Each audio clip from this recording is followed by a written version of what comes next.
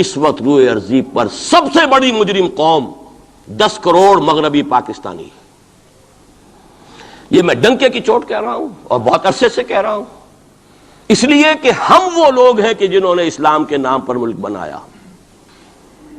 کوئی ملک دوسرا دنیا میں اس وقت اسلام کے نام پر نہیں بنا.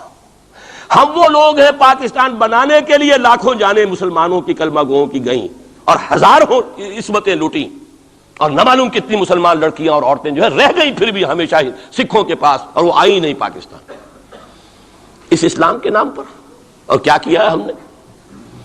46 برس ہو گئے، اس کہاں اسلام ہوا. لہذا اس سے بڑی مجرم قوم عربوں کے بعد ہم یہ کہہ سکتے ہیں ہمارا عام آدمی قرآن نہیں پڑھتا، قرآن جانتا نہیں، ٹھیک ہے، اپلی ہے کچھ نہ کچھ، اس اعتبار سے ان کے بعد نمبر ہمارا ہے، لیکن باقی پوری دنیا کے مسلمانوں سے بڑھ کر مجرم ہم. اور ہم اصل میں نہ صرف یہ کہ خود اپنے حصے کے مجرم ہیں، بھارت کے مسلمانوں کا بھی سارا وبال ہماری گردن پر ہے. آج میں چاہتا ہوں کہ اس کو آپ اچھی طرح نوٹ کر لیں. بھارت کے مسلمانوں نے، جسے آپ فرض کفایہ کہتے ہیں، نماز جنازہ فرض کفایہ، چند لوگوں نے بھی کسی مسلمان کی نماز پڑھ لی تو سب کی طرف سے ادا ہوگی، کسی نے بھی نہیں پڑھی تو سب مجرم ہو جائیں گے، بستی کے سب لوگ مجرم ہوں گے. بھارت کے مسلمانوں نے فرض کفایہ ادا کیا جب پاکستان بنوا دیا آپ کو، اور اس کی قیمت آج بھی وہ دے رہے ہیں. کھلے نعرے لگ رہے ہیں مسلمان کے 2 استھان، پاکستان یا قبرستان، تیسرا کوئی جگہ نہیں. ڈنکے کی چوٹ کہا بابری مسجد کے بعد ایل کے اڈوانی نے، ہم ساری مسجدیں گرا دیں گے ہندوستان کے اندر، کوئی مسجد باقی نہیں چھوڑے. ڈنکے کی چوٹ، اعلانیہ، یہ سب کچھ ہو رہا. اور یہ نعرے تو نہ معلوم کب سے لگ رہے ہیں، اور نہ معلوم کب سے میں یہاں ان مسجدوں کے اندر بھی اور اپنی تقریروں میں وارن کرتا رہا ہوں کہ کیا وہاں ہو رہا، لیکن ہمارے تو کان پر جوں نہیں ریگتی. ہمارے تو وہی دھندے ہیں، وہی کاروبار ہے، اپنا بزنس ہے، اس کے سارے مسئلے ہیں، اس کی اپنی بلڈنگیں ہیں، اپنی موٹریں ہیں، اپنے ٹیلی ویژن ہیں، اپنے کئی کورسز کے ڈنرز ہیں. اللہ خیر صلی اللہ، ہمیں بحث کیا اسلام سے؟ تو بتائیے ہم سے بڑا مجرم کون ہوگا؟ آج جو کچھ ہندوستانی مسلمان پر بیت رہی ہے اس کا جرم ہمارے کندھے پر ہے. یہ میں جذباتی انداز میں نہیں کہہ رہا، میں تو 2 اور 2 4 کی طرح ثابت کر سکتا ہوں. انہوں نے فرض کفایہ ادا کر دیا. اور اس وقت یاد کیجئے مولانا ابوالکلام آزاد، مولانا مدنی، جمعیت علماء ہند کے علماء اپنے تقدس اور اپنے تدین اور اپنے تقوی کے اعتبار سے انکویسچنیبل، کوئی شک و شبہ نہیں ہو سکتا ان کی نیت پر اور ان کے تقوی پر اور کردار پر. انہوں نے کیا کہا تھا؟ یہی کہا تھا کہ یہ پاکستان بنا کر تم مسلمانان ہند کو 3 حصوں میں تقسیم کر دو گے. 3 میں کہا تھا، 2 میں نہیں، 3 میں. حالانکہ بظاہر تو ایک پاکستان بن رہا تھا نا، لیکن یہ مولانا ابوالکلام آزاد کے الفاظ تھے کہ 25 برس سے زیادہ یہ 2 خطے یکجا نہیں رہ سکتے. اور 25 برس کیا، 24.25 برس میں ٹوٹ گیا پاکستان. 25 برس پورے نہیں ہوئے، اور ان کے الفاظ تھے یہ کہ 25 برس سے زائد جمع نہیں رہ سکتے. 24.25 برس میں ختم ہو گیا. 16 دسمبر 1970 کو پاکستان ختم ہو گیا کہ نہیں ہو 71 کو. بہرحال نوٹ کرنے کی بات ہے. ہم نے کیا کہا تھا؟ میں بھی مسلم لیگی تھا، میں نے بھی نعرے لگائے ہیں، چاہے غیر شعوری دور تھا، ہائی اسکول اسٹوڈنٹ تھا. پاکستان کا مطلب کیا، لا الہ الا اللہ، فلک شگاف نعرے لگائے ہیں. اور نوائے وقت کا پرچہ انتظار کرتے تھے اسٹیشن پر کھڑے ہو کر، حصار ریلوے اسٹیشن کے اوپر، کہ اب گاڑی آئی اور اب نوائے وقت لیا اور پھیل گئے پورے شہر میں اس کو پہنچانے کے لیے. ہم کیا کہا کرتے تھے؟ جی نہیں، 2 طرف سے پاکستان جو ہے مضبوط پاکستان ہوگا. ہندوستان میں کسی ہندو کو جرت ہوگی مسلمان کے لیے کوئی میلی نگاہ سے دیکھنا بھی؟ وہ سارے خواب کہاں گئے؟ وہ تو حرم ہوئے. وہ 2 طرف کا جفا تھا وہ تو ختم ہوا، اس لیے کہ وہ زنبور تو اب رہا ہی نہیں، وہ تو کھل گئی، نوٹ ہی ختم ہوئی وہ مشرقی پاکستان. اور حال یہ ہے کہ آپ کی وزیر اعظم بنگلہ دیش نے یہ بھی پسند نہیں کیا کہ بابری مسجد پر جو بیان تھا وہ نواز شریف صاحب کے ساتھ مشترک بیان دے دیں. یہ اشتراک بھی دنیا کے سامنے نہ آ جائے کہ مشرقی پاکستان سابقہ اور اس وقت بنگلہ دیش کی وزیر اعظم اور مغربی پاکستان جو اب وٹ ریمینز آف پاکستان کے تحت صرف پاکستان ہے، اس کے وزراء اعظم نے مشترکہ بیان دے دیا. یہ بھی نہیں آنا چاہیے. یہ حال ہے ہمارا. حالانکہ بات اپنی جگہ پر کوئی ایسی نہیں تھی، کوئی سیاسی نہیں، ایک مذہبی معاملے کے اوپر اظہار رائے کرنا تھا. انہوں نے کہا نہیں، آپ کے ساتھ مشترک بیان میں نہیں دوں گی. نہیں دیا اس نے. تو وہ جو تھا 2 طرف سے جب تھا وہ تو 71 میں کھل گیا. جو ہمارا حال ہے وہ تو ہونا ہی تھا.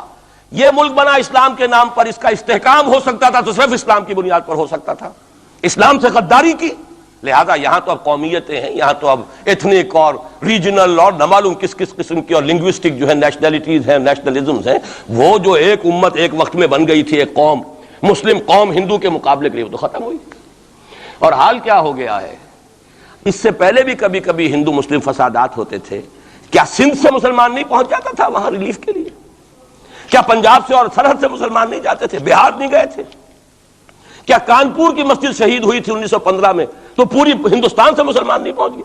آپ کیا کر رہے ہیں؟ مندر گرا دیے، یہاں بڑی بہادری کا کام کیا، مندر گرا دیے، شرم سے ڈوب مرنے کا مقام ہے۔ یہاں بھی گویا کہ ہم اپنے عمل سے اسلام کی مخالفت کر رہے ہیں، اسلام تو اجازت نہیں دیتا۔ آپ کسی اور کے جرم کی سزا کسی اور شخص کو نہیں دے سکتے۔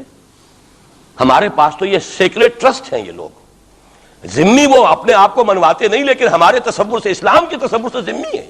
ان کی جان، مال، عزت، آبرو، ان کی عبادت گاہوں کی حفاظت کا ذمہ ہے ہمارا۔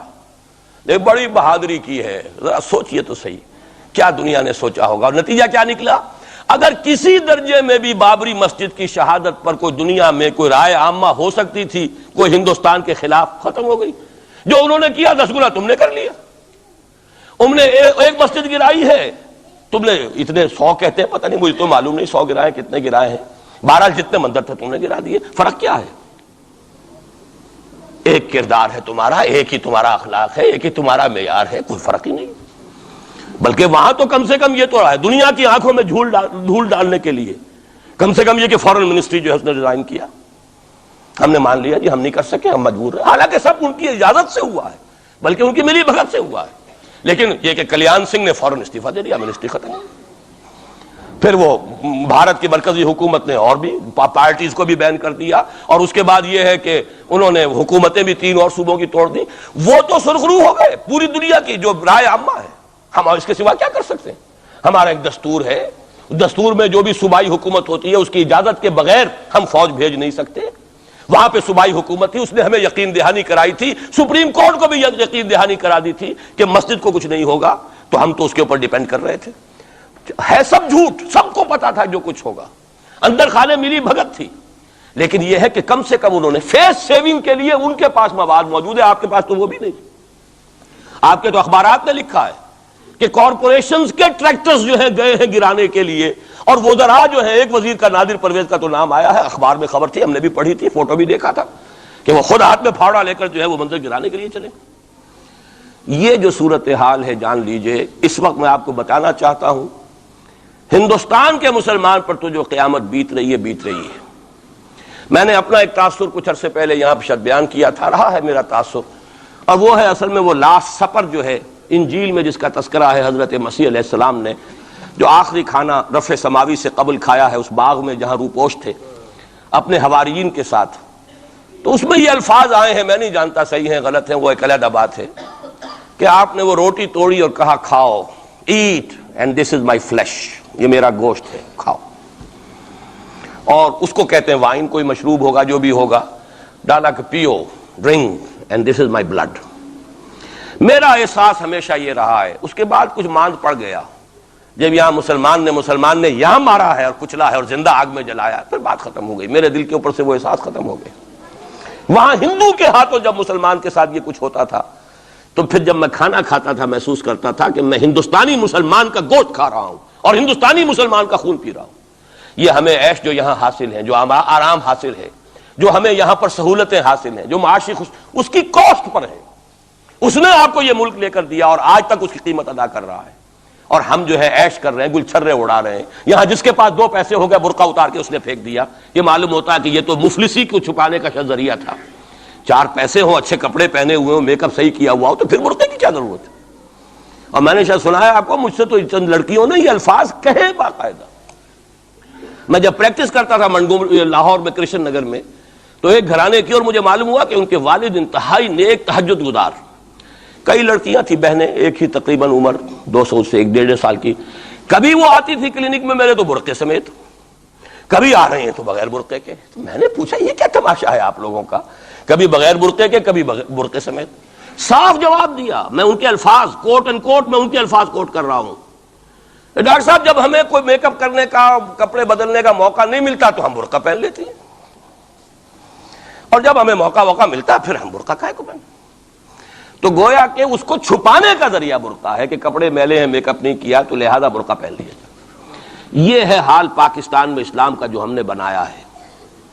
تو میں جو کچھ دیکھ رہا ہوں وہ یہ ہے کہ ہندوستان میں تو قیامت، اب وہاں جو آفیشیل فگرز ہیں 1000 1200 کتنے ہیں، لیکن کم سے کم 10,000 آدمی، اور اب یہ چین ہے فسادات کی۔ کل کے اخبار میں احمد آباد کی تھی، کبھی کہیں ہے کبھی کہیں ہے، اور واقعہ یہ ہے کہ تبصرے یہ ہو رہے ہیں کہ ہندو فنڈامنٹلزم از آن دی رائز۔ یہ جو کچھ ہوا ہے، جتنا بھی اس کے اندر ان کو گرایا گیا ہے، ان کی حکومتیں گرائی گئی ہیں، اس سے انہیں تقویت حاصل ہو رہی ہے۔ They are getting stronger and stronger. Congress کے لیے اب اپنی جو ہے جان بچانی مشکل ہے، اور اس وقت سب سے بڑا ان کے لیے جو ہو گیا وہ یہ ہے کہ وہ کمیونسٹوں کی سپورٹ کے بغیر چل نہیں سکتے، اور کمیونسٹ جو ہے وہ ان کی جو اس وقت وہ امریکہ کے زیر اثر جو اپنی اکنامک پالیسیز چینج کر رہے ہیں اس کا ساتھ دینے کو تیار نہیں۔ تو یہ ڈائلیما ہے۔ فنڈامنٹلزم اصل جو چلا ہے وہ ہندوستان میں چلا ہے، بدنام پوری دنیا میں مسلمان ہو گیا، لیکن اب اس کا میں بلیم نہ امریکہ کو دے سکتا ہوں نہ کسی اور کو۔ یہ تو اے باد سبا ہی ہم آوردہ توستی، ہمارا اپنا کیا دھرا ہے۔ یہ 1925 یہ جو دوسری جماعتیں ہیں، وی ایچ پی ہے، وشوا ہندو پریشد، یہ اس کی ایک ذیلی تنظیم ہے، جیسے جماعت اسلامی کی ذیلی تنظیمیں ہیں اسی طرح کی ذیلی تنظیم ہے۔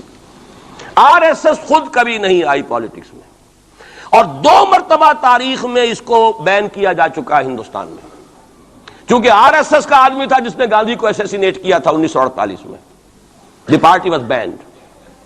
اس کے بعد جب اندرا گاندھی کا دور آیا ہے وہ ایمرجنسی کا، اس میں بھی پارٹیز اس نے بین کی تھی، آر ایس ایس بھی بین ہوئی ہے، لیکن ہر مرتبہ پہلے سے زیادہ ابھر کر آئی ہے وہ۔ اور آج یہ سب کے سب وی ایچ پی والے، بی جے پی والے، یہ سب در حقیقت آر ایس ایس کے آدمی، کہ اس وقت ہندوستان میں مسلمانوں کی حالت بہت مخدوش ہے۔ کتنا بڑا انہوں نے قدم اٹھایا ہے، اور مسلمان کیا کر سکتا تھا؟ کوئی ریزنٹمنٹ کی، ہزاروں سینکڑوں، پولیس والوں نے بھولے، وہاں کوئی اس وقت رائٹس نہیں ہوئے، اور صاف کہا ہے ریڈیوز نے بھی، بی بی سی نے بھی، پولیس کی فائرنگ سے مارے گئے۔ ایک دن میں 300 آدمی بامبے کے اندر جو ہلاک ہوا ہے پولیس فائرنگ سے ہوا۔